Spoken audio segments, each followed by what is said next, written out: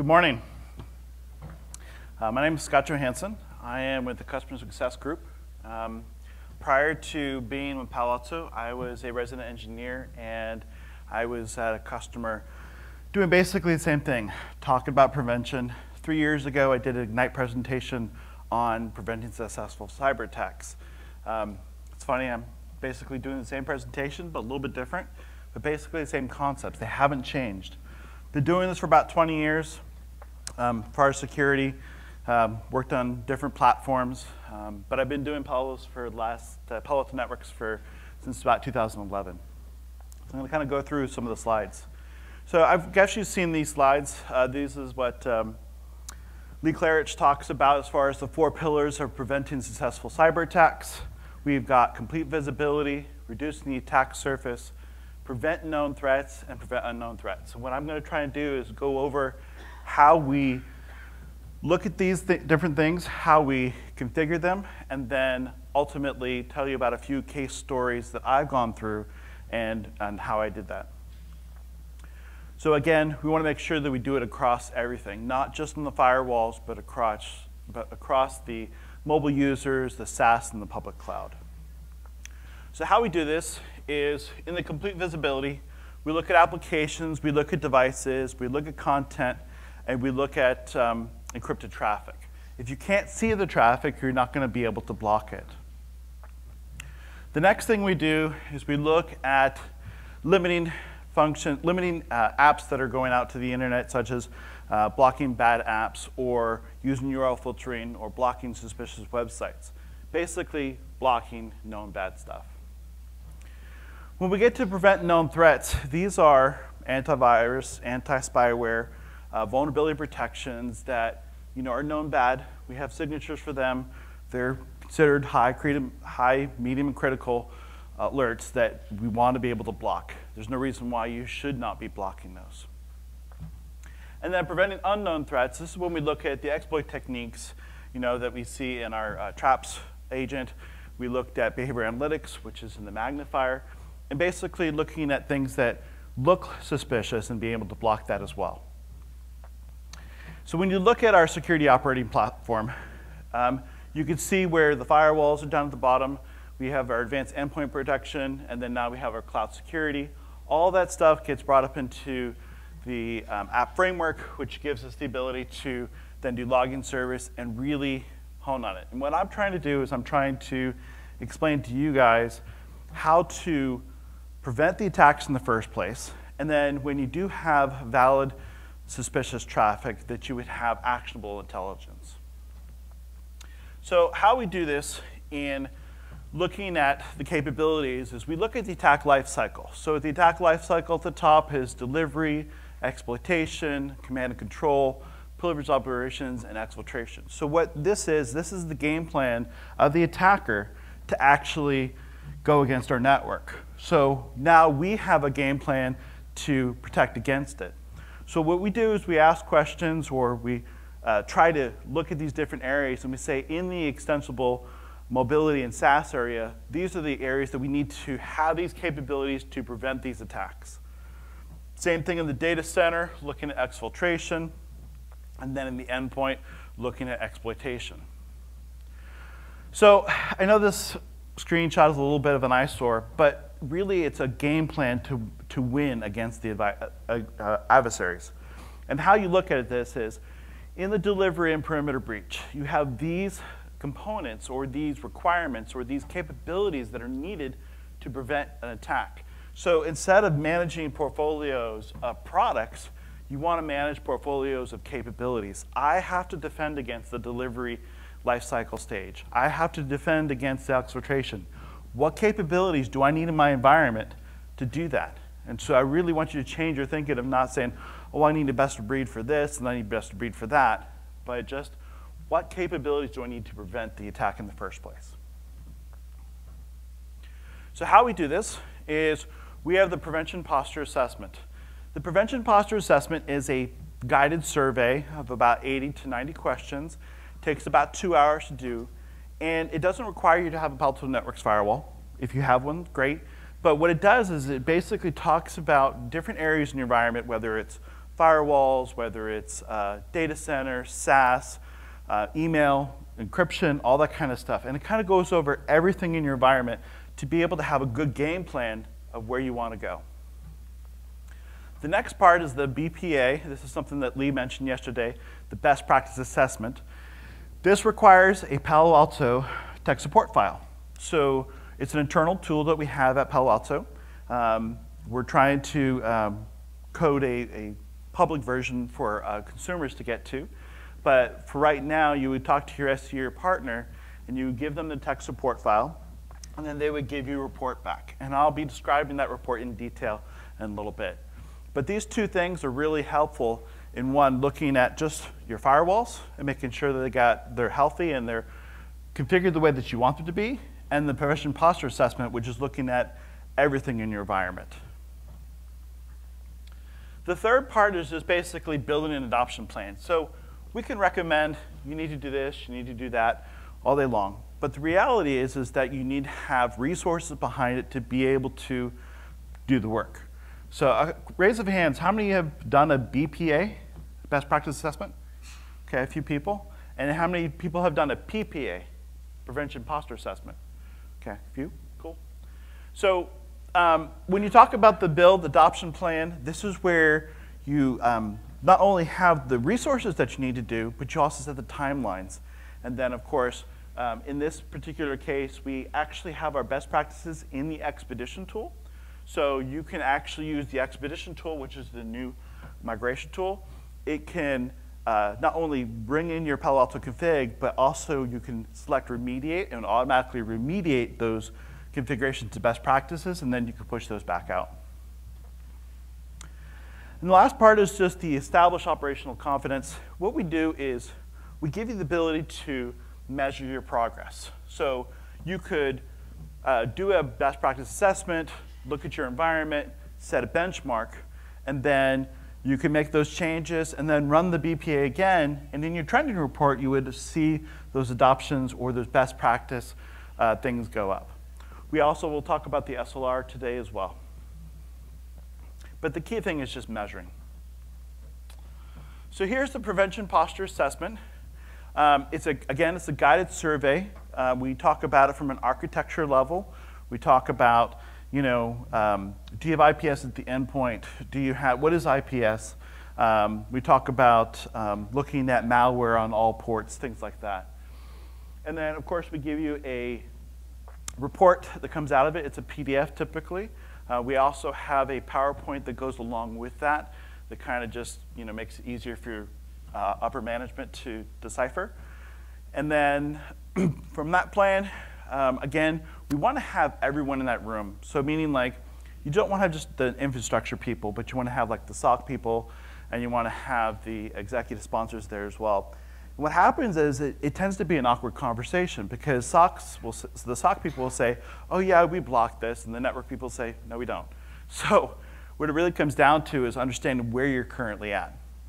And I'll go a little bit into the PPA when we go into the demo. And of course, the output. So then we have the best practice assessment. So in this particular case, I went directly into the best practices because this is where you're going to get best practice information about specifically for the anti-spyware. So in this particular case, they have it set to not recommended for the DNA sinkhole to be enabled, and they should have it enabled. So a lot of customers have been asking for best practice documentation, but not actually like reading through it or not applying it. So now what we do is we take your configuration and the best practices and we put it into one report. It allows you to then adhere to those best practices. We understand that not all customers are going to want to have all best practices enabled at the same time, but at least it gives you the idea of this is where you're at and this is where you want to go. A good example of this is I did a university, and the university says, we allow anything through our network. Okay, well, underneath the panorama best practice, you have HTTP enabled for your firewall interface. Your password is unencrypted for the students to hack it if they wanted to. So again, there are some best practices that everyone can use. Again, it does require a tech support file in order to get this information. The next one is the security policy capability adoption heat map. I know it's a big word. We just call them heat maps. But what this basically shows you is a customer will say, oh, I have a Palo Alto firewall, and I'm getting hit by ransomware. Help me. And I'm like, OK, well, first of all, do you realize that you don't have threat prevention licenses installed? Or you don't have it installed everywhere you think you have it installed? So what we try and do is we try to say, here's what you currently have configured, and is this what you intended? We did a customer once where we went in there and it was pretty much white across the board. They had nothing configured. And they goes, no, I know for sure we had it configured. And they go back to their IT guy and he goes, oh yeah, I disabled this a couple weeks ago. So again, you want to make sure that you're configured the way that you want to be. You can always go up to the documentation help, the question mark up there. It's in the report and it gives you all kinds of information. There's also the column filters up there at the top as well. If you want to hear more about this, we have a download downstairs in the center at 306. Talk about improving security with best practices. And then what we also have is this trending capability of saying, well, every time you upload a tech support file, you can now measure where you're at. And so I had one customer that said, oh, I'm not going to enable everything on there. And as over time, they were able to show, hey, we're at 99.3% or whatever. We also do trending in the best practice assessment as well. So the key thing here is that the approach works. We're able to increase adoption. We're able to get people to be more threat conscious and make sure that they're enabling these features. And like I said, as a resident engineer, I was at site for 2 years working on the specific customer to get them to be at a better state. And without this tool, it was very hard because it was like, oh yeah, we need to do this and do that, and they had no way of measuring it. Once we ran the report, it was like, okay, I want this report every month.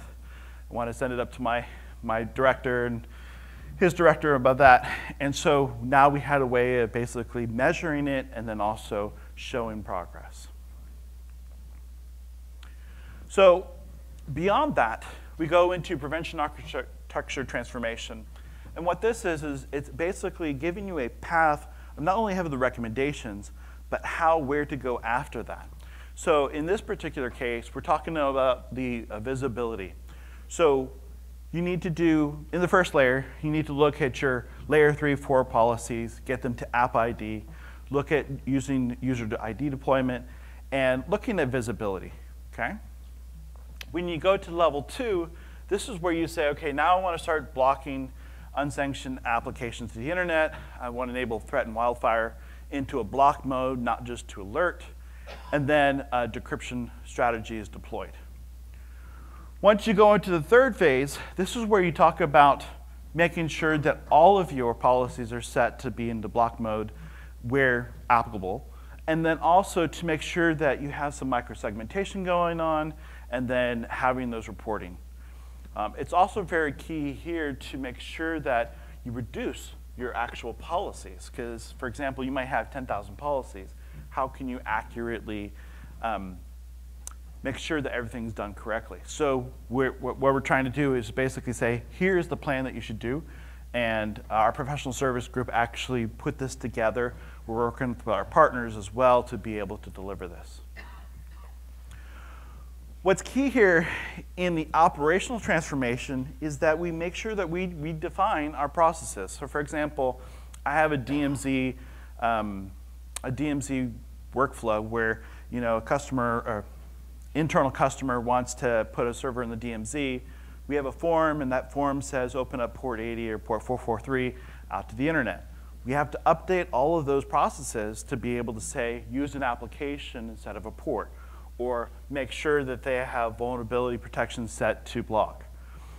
And then what that does is that over a period of time, you start using application roles instead of just port-based roles. Because we can go in there and fix the policies and get you to complete transformation, but if you don't have your operational procedures updated, we're going to be doing the same work again 6 months from now. So it's really key to make sure that we get those things done. Once you have those things done across all 3 levels, you can then go into the 4th level, which is basically applying that across all your environment, whether it's in the cloud, SaaS, or the endpoint. Again, we have another booth downstairs talking just specifically about this. I'm going to transition here to the security lifecycle review. You might have heard it called the SLR. What I want to talk about in this is that, when we talk about the BPA, we're talking about configuration. There's no log information. So when you're looking at the SLR, this is where you get login information. Typically, when you do an SLR, you would upload a stats dump file, which is usually only 7 days. You can actually do a longer period of like 30 days if you go into the CLI and specify a start and end date. The key thing is you want to make sure you do it from the active firewall. Once you do that, you can get this information and start to show you not only are you configured correctly, but that you have these applications in your environment. This is a great way to show unknown TCP to your management staff. Again, things that are what I would consider to be high risk would be, if you look at what I would say is not file blocking, but file sharing, Dropbox or stuff like that. And you say, what is your policy for sharing documents outside your environment? And they say, oh, well, we use Dropbox. Okay, well, in this report, we're showing OneDrive, and we're showing Google Docs and all this. And then you say, okay, well, do you have a policy to block it? It says, do you have a policy that says what you can use? And they say, no, but this is what we want to do. And I said, well, until you have a policy, I can't enforce it. So I say, here's the list of applications that we should have. Send it up to our SOC group or enterprise group to say, this is what our policy should be. And then hopefully they respond back and say, yes, it's been approved, and then we can start blocking it. But you can do an SLR like once a month to be able to show that you're making progress on the actual traffic that's going through the firewall. This is another slide about the SLR, which is basically just showing you the detailed view of command and control. Again, if you have your threat profile set up correctly to block, you really shouldn't see any of this traffic. But again, it's a great way of visualizing if there still is some of that traffic in there.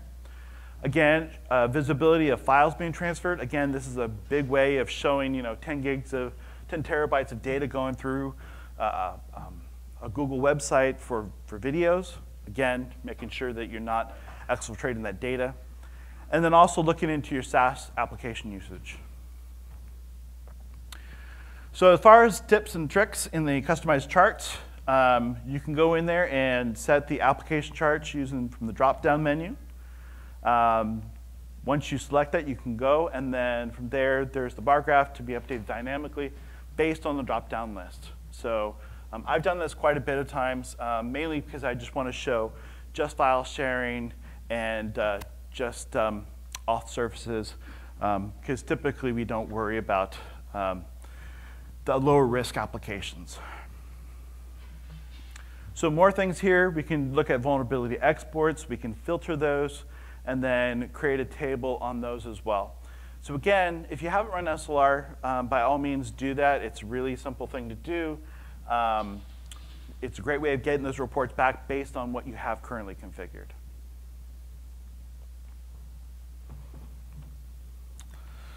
Another tip is, again, customizing your content of your report. You can get updates dynamically based on user information. Again, I'll have all these slides available to you if you guys want to look through those more as well. And then finally, just making sure that you're getting the SLR, you're getting the data that you want from the SLR. So again, you need to make sure that you're getting it from the active firewall. And if you're trying to do a monthly report, you're going to have to do that via the CLI. So how you would do that is you would do a CLI command saying, I want to start from this date to this date, and then I want to send it off to a TFTP server, and then create an enterprise report, and then collate that information together. And then as far as that, when you get that report, you would then hopefully be able to give that to your upper management and be able to hopefully get them to view what you're looking at. If you want to learn more, there's more stuff out here, basically in the live community, live.com. Also, there's a field portal for the internal people. And then, again, there's also inline help and the built-in tour feature. So I'm going to break off and get into a customer success story, what I wanted to talk to you guys about. And what this comes about is, here's a financial company. They wanted to measure their progress over time. Once they found out about this report, they were like, oh, great, we want to do this. But their concern was over turning on all these threat capabilities. They had a 5060 that was in their data center. It was running about 50%, 60% CPU utilization all the time. And so we had talked about, well, we definitely need to have the visibility there. Right now, they're currently at like 99.7% of visibility, even in the data center. So those concerns were then gone. Once we had it set to alert, we then started working on setting it to block over time. So it took us a little while, probably took us about 6 months. The reason why was because of, what do they call that, blackout periods during Christmas time. Because they're a financial company, they want to make sure their websites were up and everything was working fine. But we were able to show progress over time. Again, well above industry standards for their group. Any questions before I move on to the next one? All right. So the next one is a technology company. They had bought Palo Alto network firewalls. They called us up and they said, we're getting hit by ransomware. Can you help us to configure this?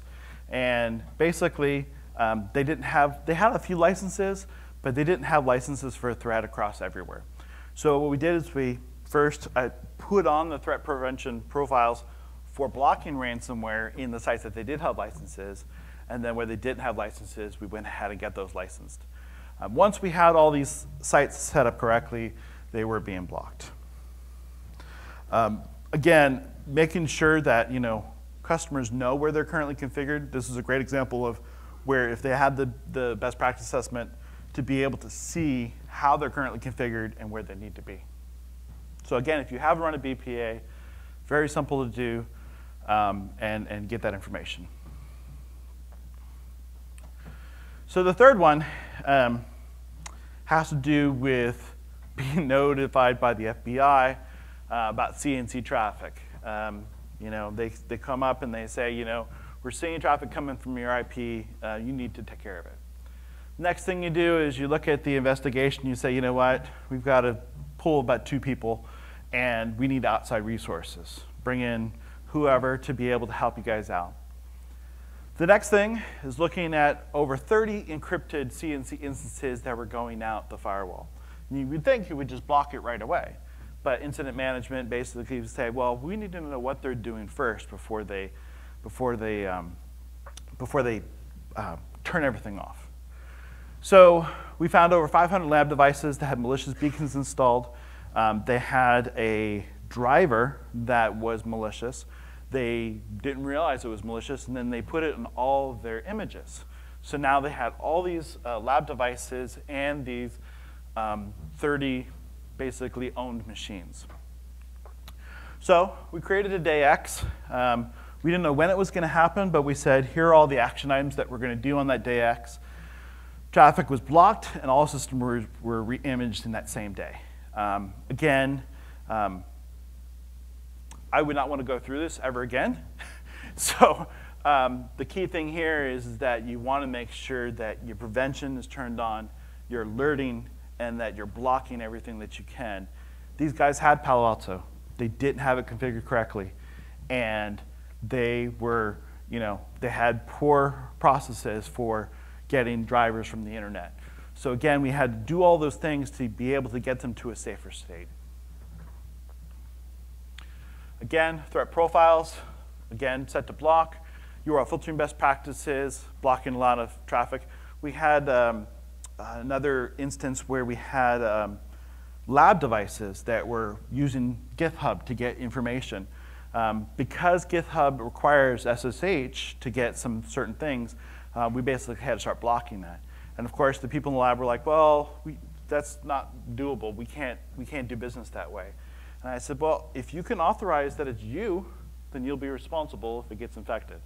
Again, we allowed the application for SSH only based on a user group.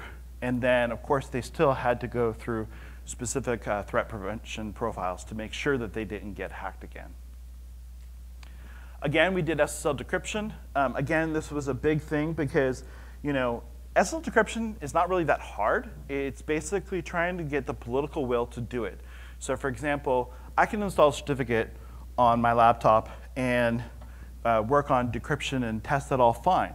But to actually get your cert team to be able to say, I need a CA for all my firewalls, you would think it would be easy, but it's actually quite hard. So that's the hard part, is you need to have executive sponsorship to say, yes, we need to be decrypting all of our traffic. We need to get our Windows cert team to be able to say, yes, we're going to give you a cert for all your firewalls, and then start doing the decryption. And you don't have to decrypt everything. You could just decrypt the high-risk traffic. So for example, if you have traffic going out to the internet that's unknown or questionable, I would definitely block that. But if you have to allow it, then at least start decrypting that. And then as far as the advanced endpoint protection, again, these desktops were set to administrators so they can install any software they wanted to. We went back and forth about whether we wanted to do different endpoint solutions. But in the end result was we didn't have anything more than Symantec to be able to protect it. So we purchased a endpoint solution that basically was able to not only detect it, but also block it. And then from there, we were able to then look at what was going on in the environment. Because when you load a tool, I forgot what it was called, but it was just a tool that the incident response team looked to query it. But all we do is query. It wouldn't actually block it. So once we started blocking the advanced malware at the endpoint, as well as making sure that it was on the firewall, was really key. And how I mean by this is, I take my laptop off, or a customer takes the laptop off, they go to the coffee store, they get infected, they bring it back into the network. What we're trying to do is trying to keep that to a minimum by having the endpoint protection installed. So again, 3 years ago, I was talking about this, and I was talking about people having endpoint protection, and this is really the key in order to make sure that your systems don't get owned again. Any questions? So you can find out more information about this underneath our website for prevention architecture. We talk about the SaaS and the endpoints and all that kind of stuff. And if you want to talk to your account manager or your partner about a PPA or a BPA, by all means, ask that. We also, again, have a booth downstairs where you can discuss that and demo it. And then, of course, making sure you have an adoption plan, because we can recommend that you need to do Ssl Decryption, and we can recommend that you need to have these threat profiles set to block. But if you don't have a timeline of getting it done, you're not going to get it done. And one other thing I can also tell you is, as an engineer that actually had to configure this, having a project manager and a technical resource is really key, because if you just have the technical resource managing that project, he's not going to be able to get it to be done correctly or as fast as you want it to, because the customer will say, oh, why need you do this PCI audit report? Okay, well, that PCI audit report is really not going to increase your security. But at the same time, if you have a project manager that's basically saying, we need this project done by this time frame, this is my resource, and this is how we're going to get it done. So if you're really serious about making sure to get this done, make sure you have a project manager for that. And then with the BPA, it's really simple. As long as you upload a tech support file, we can do this on a daily, weekly, or monthly basis, however often you want to do it. What we recommend is at least monthly, or every time you make a lot of changes in your environment. And then you can also do it quarterly. And if you have any questions, fill out the survey, and thank you for your time. Any questions? Sure. So Palo Alto Networks underneath customers and prevention architecture. So this is the public-facing website for this. Again, we're working on a customer version of this, so that way you can just go and do this yourself. But as of right now, it's an internal tool, and our SEs or partners can do that for you. Yes? So how do you grab the slidelet? So all the slides will be available from the app, and you'll be able to get all the slides from there.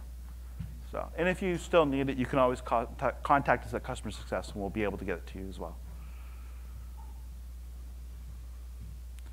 Yes, sir. Once the tool is made available, is there going to be any charge? This is a free service. Yeah, both the PPA and the BPA is a free service. Yes, sir. Richard, go ahead. You have a question? A follow-up question? Okay. Yes, sir. I would say probably 2 months to 3 months. So it's going to be in the customer support portal, and it's primarily making sure that the IT team can actually get it up there. So we're ready to go. It's just a matter of getting it up there. Yes, sir.